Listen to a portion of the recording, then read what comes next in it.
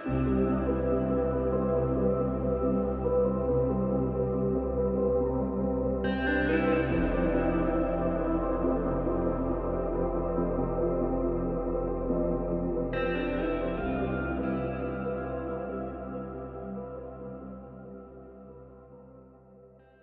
to some very famous people you've never really heard of.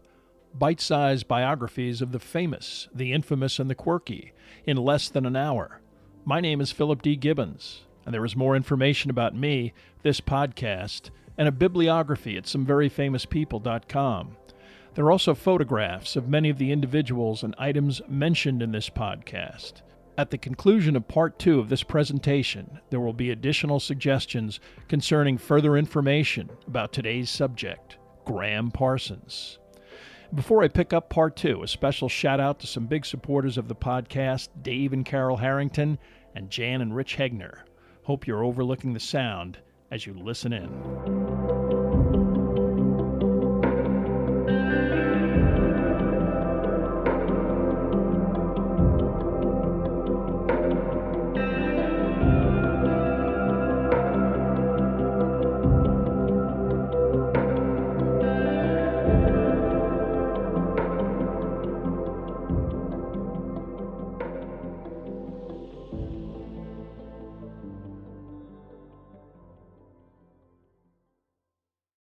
And now let's continue with Part 2 of our story about Graham Parsons.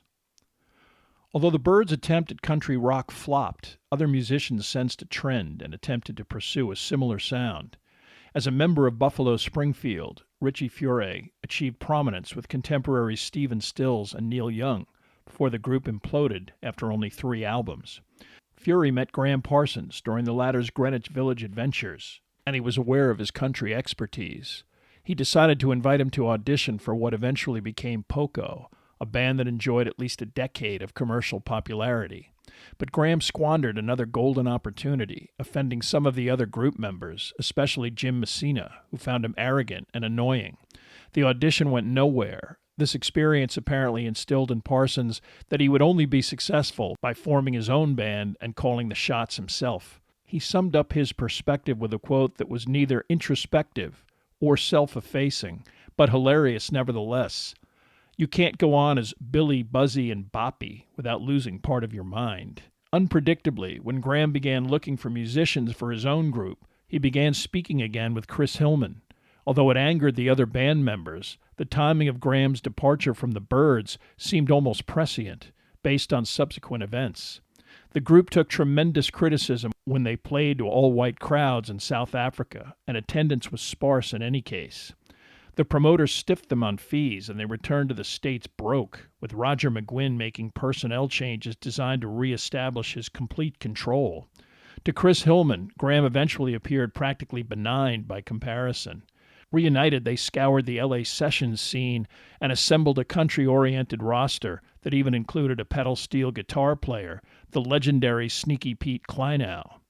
Graham expropriated the Flying Burrito Brothers' name with the blessing of his former ISB mates who had left L.A. and had never signed a recording contract. His timing was good. A&M Records, recently created by Jerry Moss and Herb Alpert, Moss the executive who ran the company, and Alpert the musician whose top 40 instrumentals dominated the 60s singles charts for almost a decade, was looking to expand into more cutting-edge rock and roll, and the Burritos were exactly what they were looking for. Hillman and Graham almost blew it by demanding a large advance and other perks and attempted to play off A&M against Reprise, a much larger company and a division of Warner Brothers. In the end, Reprise passed, and A&M signed the act for much less than the original asking price. Perhaps this clean slate motivated both Graham and Chris Hillman to put their best foot forward. They rented a suburban house in the Valley, in Reseda, far away from the distractions of the Sunset Strip. They spent most of their time writing songs for their first album and focusing on creativity. Even so, their time in the studio was difficult, with both musicians frequently either unprepared or unable to record anything worthwhile. 5 drummers came and went during the album's creation, indicative of the band's instability. However, upon completion, everyone, including A&M management, had high hopes for the Burritos' first effort. To help build the band's image as a new kind of country mixed with glamour, Parsons came up with the idea to get the legendary Hollywood tailor Nudie Cohn to decide suits for the band to wear on the cover.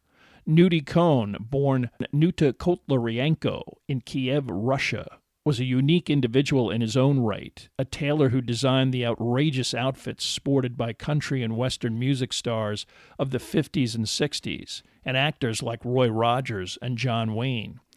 Heavy on the bright-colored satin and rhinestones, perhaps Nudie's most famous creation was Elvis Presley's gold lame suit that even Elvis thought was so over the top he eventually refused to wear the pants.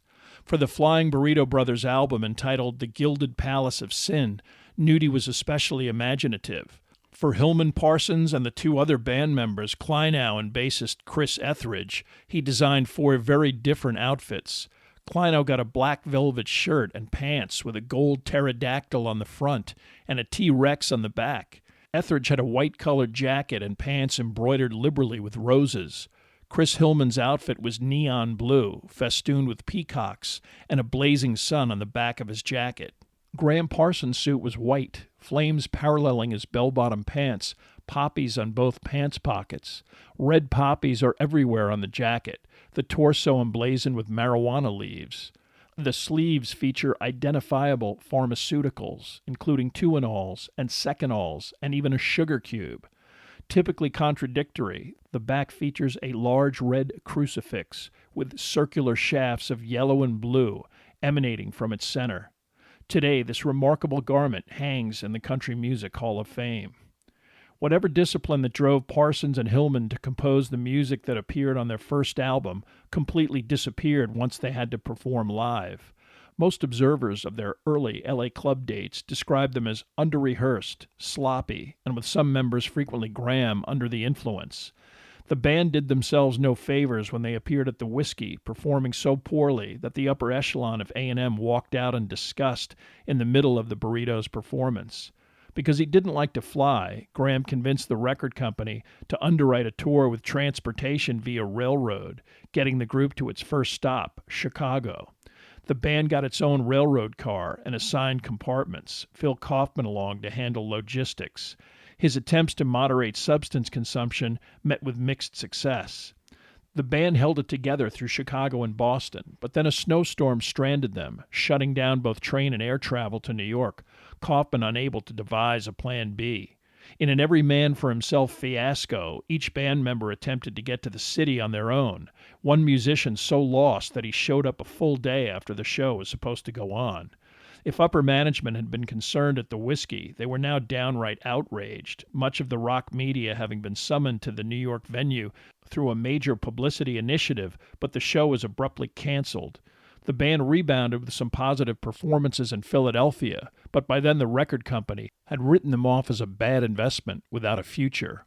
The Gilded Palace of Sin was released in February 1969, and despite some high-profile critical reviews, stiffed, selling about 40,000 copies total. For fans of rock and roll, the sound was too country. For those who liked traditional country, it wasn't country enough. Instead of buckling down after this disappointment, the group continued their unfocused partying ways, Parsons perhaps the worst malefactor. Emerging from the isolation of the San Fernando Valley, Hillman and Graham first rented a house in Nichols Canyon above Hollywood, and then another location in Beverly Glen, dwellings comically designated as Burrito Manor. Eventually, they split up, Hillman heading to Venice and Graham checking into one of the apartments at the Chateau Marmont. This was long before this residence morphed into the ridiculously expensive, jet-set chic location that it is today. Seeding and falling apart like Central Hollywood itself, rooms were still less than $30 a night, and Graham wound up in one of the bungalows on the property. As Los Angeles and the Hollywood community were shocked by the murder of Sharon Tate and the rock world focused on an unprecedented rock concert at Woodstock, Parsons whiled away the rest of the summer, descending deeply into indolence and addiction. It was not until October and the arrival of the Rolling Stones back in town to mix their latest effort, Let It Bleed, that he emerged from this wasteful inactivity. Although he did contribute some ideas during the recording sessions, his bond with Keith Richards intensified over another common interest, heroin. On the road outside of his normal environment, Richards needed a connection, and Graham, with unlimited funds, had the reputation of access to the finest narcotics available. Whatever interest Graham had in his own music was completely subsumed by acting practically as a groupie around the Stones.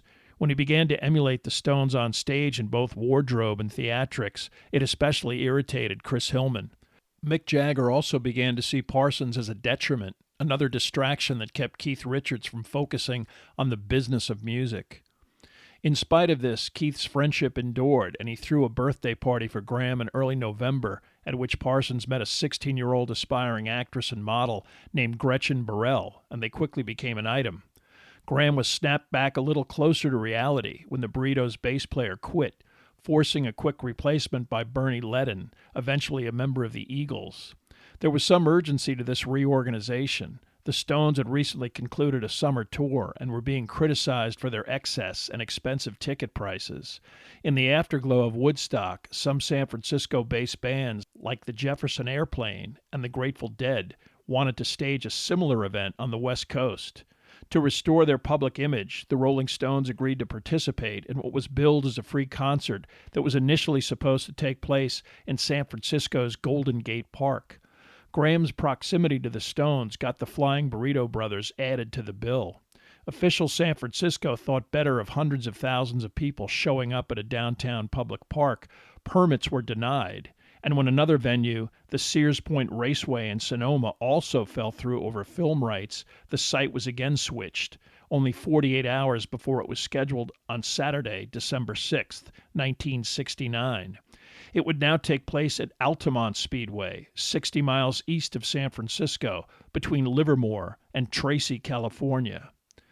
The lack of preparation included a stage that was only 4 feet high and easily accessible to any member of the audience. Although it has never been firmly established as to who exactly made the decision to appoint several local chapters of the Hells Angels as the chief security presence for the concert, it appears they were paid with $500 worth of beer that they could continue to consume as long as they kept the audience from climbing on stage. Other sanitary facilities, concessions, backstage security, fencing, and traffic coordination were minimal or non-existent. An estimated 300,000 people showed up for the event, most having to walk along the nearest highway to gain access. Since Sneaky Pete famously did not do drugs or drink, he was assigned to drive the other band members to the gig. Only hours before their scheduled appearance, the band came to a dead stop with 2 lanes of cars completely motionless and bumper to bumper. An attempt to drive on the shoulder resulted in a crash into someone else with the same idea. Dozens of Hells Angels were also zooming by in the breakdown lane, and Parsons, dressed in satin pants and a scarf, managed to convince one of them that he was with the Stones.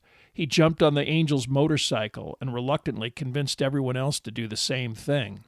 The Angels proceeded to drive them right up to the edge of the stage, where they parked their bikes. Along the way, they scattered anyone in their path, literally riding over blankets that provided the only seating.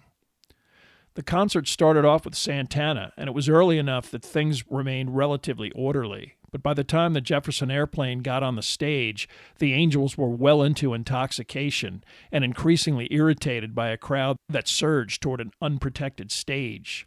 Fights began, and the Angels attacked anyone that attempted to restrain or confront them, including the airplane's Marty Ballin, who was knocked unconscious when he attempted to leave the stage to intervene in a fistfight.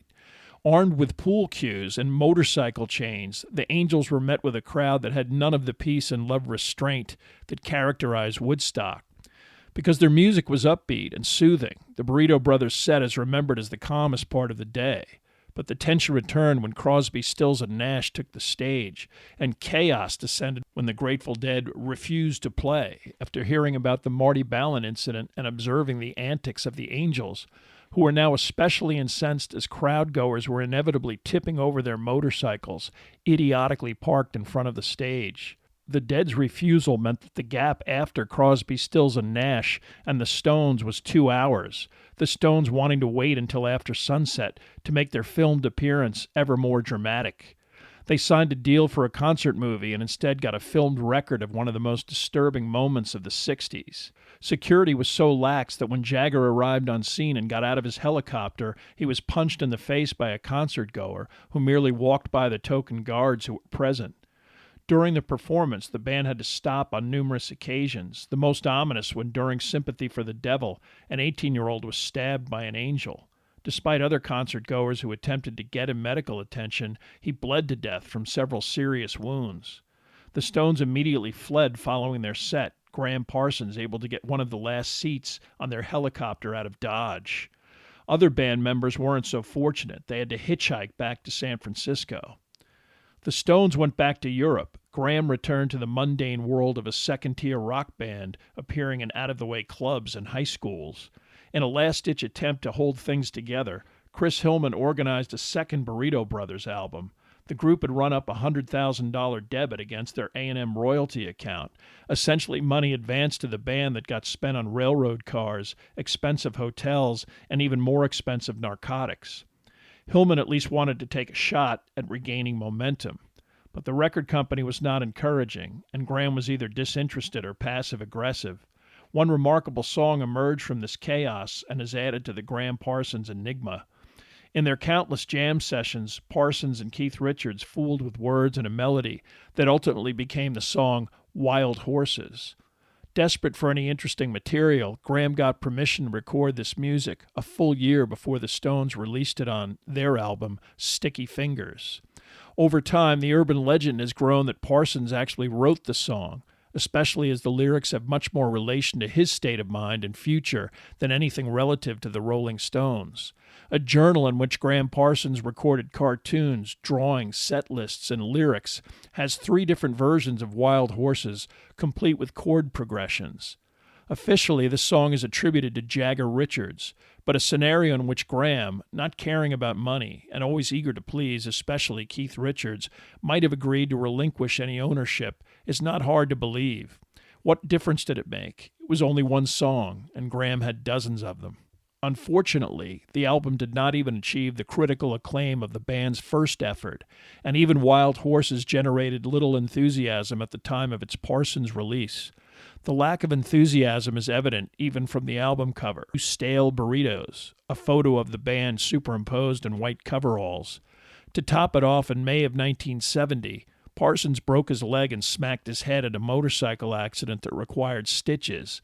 At the end of June, he showed up late and not ready to perform at a small club date in the San Fernando Valley. Chris Hillman had had enough. He fired Graham on the spot. Parsons was completely disinterested at that point and secretly probably welcomed the development. With a bad reputation in L.A., Parsons decided that a change of scenery might help out.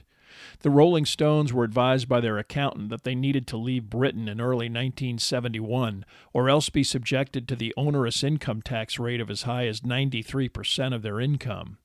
Before they left, they performed in small venues without the arena rock attitude and logistics as a kind of farewell to their native country. Graham and Gretchen Burrell joined the tour, and when the Stones' entourage then headed for the south of France, they stayed behind in London, attempting to get something going with the brand new Rolling Stones record company.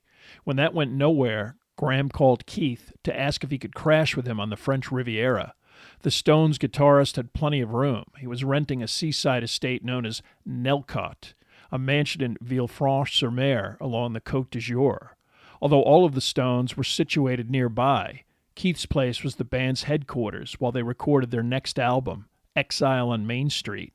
That made sense, as it was much more likely that he would be present for recording sessions if he merely had to walk down to the basement where the band had set up its makeshift recording studio.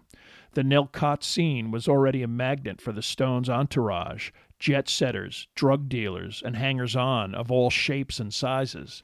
With Mick off in Paris, preoccupied with his recent bride, Nicaraguan Bianca Moreno de Macias, it was up to Keith to get the sessions organized and productive, which meant a schedule of sleeping until early afternoon and rehearsing and recording until daylight. Although they would still jam on an impromptu basis, once Keith Richards and the band got down to business and started working, Graham was not included. He spent most of his time doing drugs and hanging out, the small beach town not exactly walking distance to any other entertainment. Since women in the Stones' hierarchy were merely sex objects to be seen and not heard, Gretchen was even more bored and spent most of her time in conflict with Graham. Graham's intake of narcotics was becoming so alarming that even Keith was getting worried. Eventually, the excesses of Nelcott became evident even to Richards. When some of the group's guitars and equipment were stolen in broad daylight, while many of the intoxicated inhabitants were in a nearby room watching television, it was a final straw. Mick Jagger also got involved and provided some adult supervision. It was agreed that the entourage needed to be pared down, and Graham would have to go. The Stones even cut off access to any London residences. Graham had no choice but to head back to Los Angeles. Later, even when the Stones came to Los Angeles to mix Exile on Main Street, not only was there no talk of a record deal or Keith producing a Graham solo effort, Richards never even contacted him at all. Graham clearly now persona non grata in the Stones' Party Eden. Perhaps to shore up any close relationships he still maintained, he and Gretchen decided to get married at an event in New Orleans orchestrated by his stepfather. None of his L.A. friends attended the wedding on September 13, 1971. Parsons at this point was so misdirected that after the marriage, he traveled with the Flying Burrito Brothers merely as a spectator. One good thing that did come out of this interaction was the discovery of Emmylou Harris, who was then an unknown playing cover tunes in the Washington, D.C. area. Chris Hillman told Graham about her, and then Graham decided that a classical duet on a solo album was the perfect concept for his next record. He actually got Warner Brothers to give him a 2-album deal. 2 releases by 2 other entities also greatly motivated Graham to get his act together.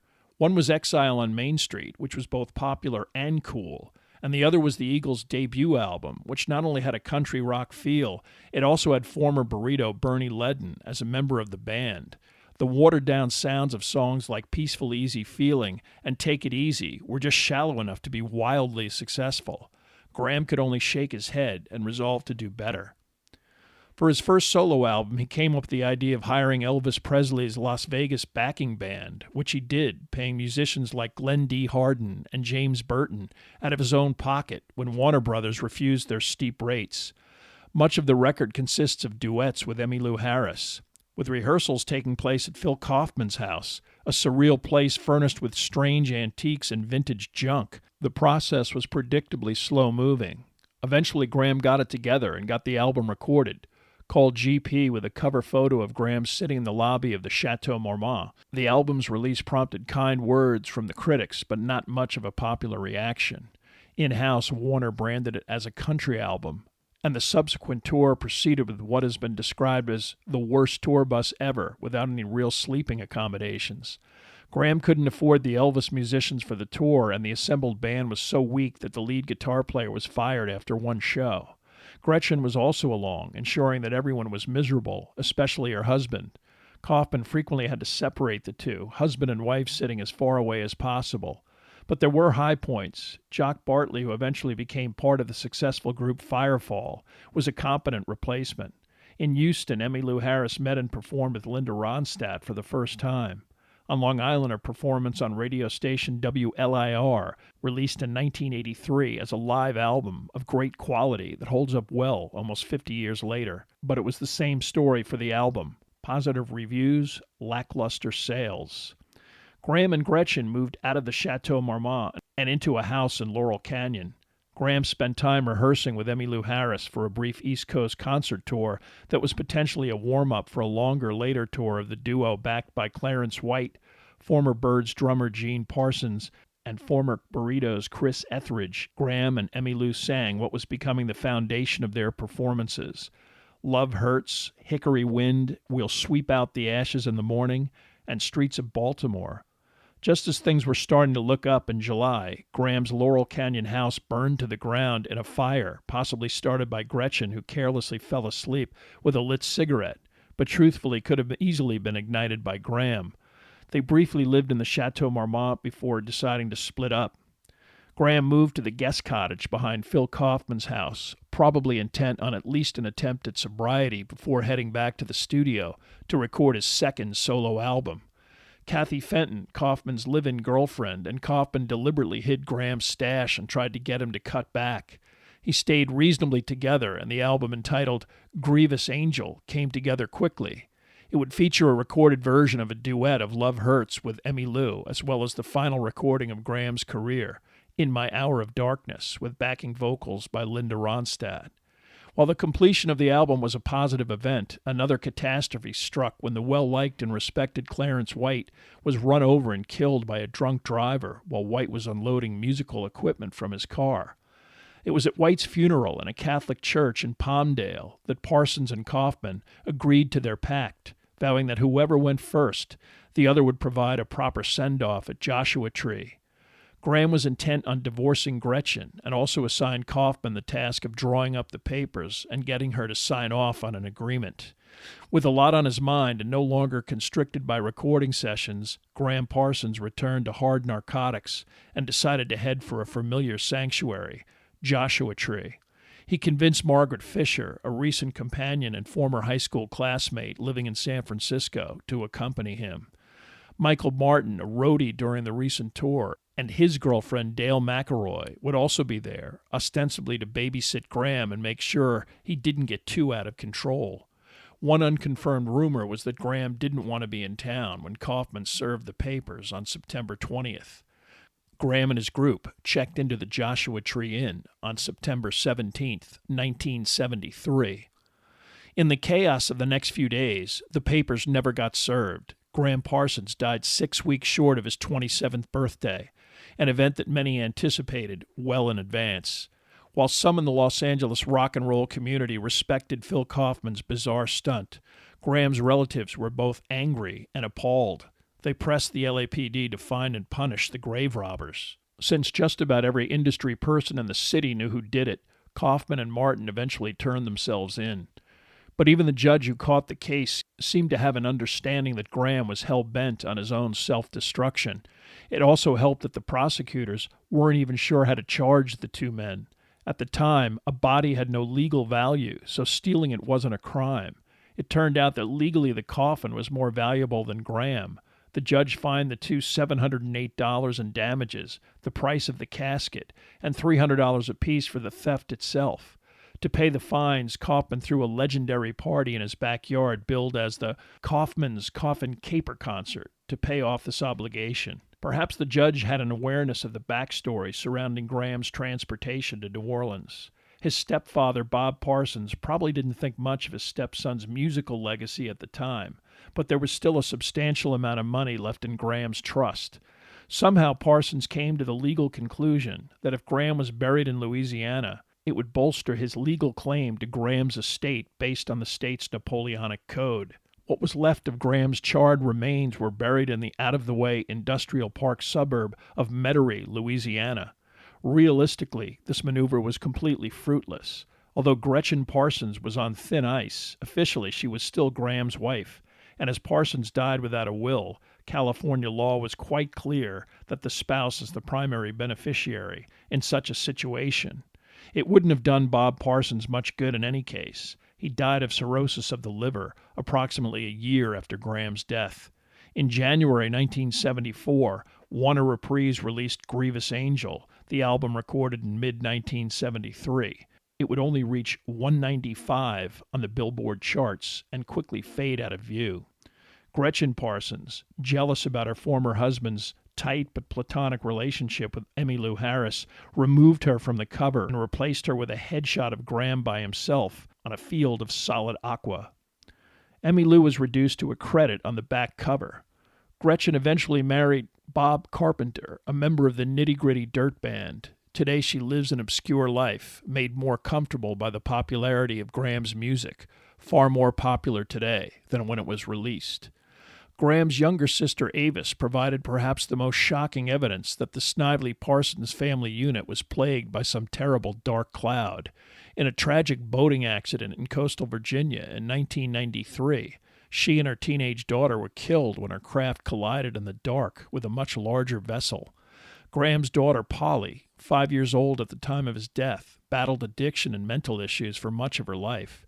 Today she is involved with dispensing drug and alcohol abuse counseling and treatment. In his own lifetime, Graham Parsons never enjoyed the fame and profile that he aspired to from a young age. Unencumbered by the mundane demands of having to make a living, he faced little consequence from occupational failure, intoxication, and childlike irresponsibility. His album sales were minimal, and he received only one record company royalty check in his lifetime, when Warner Brothers included a Joan Baez rendition of a Parsons composition on a Woodstock compilation. Even his death fell just short of the notorious 27 Club, the group of high-profile musicians who have died prematurely at that age. Nevertheless, many far more famous and wealthier artists never achieved the exceptional quality of much of the Graham Parsons catalog. His influence can be heard and acknowledged every day in the music of the Rolling Stones, the Grateful Dead, the Eagles, Tom Petty, Emmylou Harris, Linda Ronstadt, Jackson Browne, the Byrds, Bob Dylan, and many other lower-profile entities. In a life handicapped by bad influences, bad choices, and just bad luck, Graham Parsons never did become a star. Instead, he remained merely star-crossed.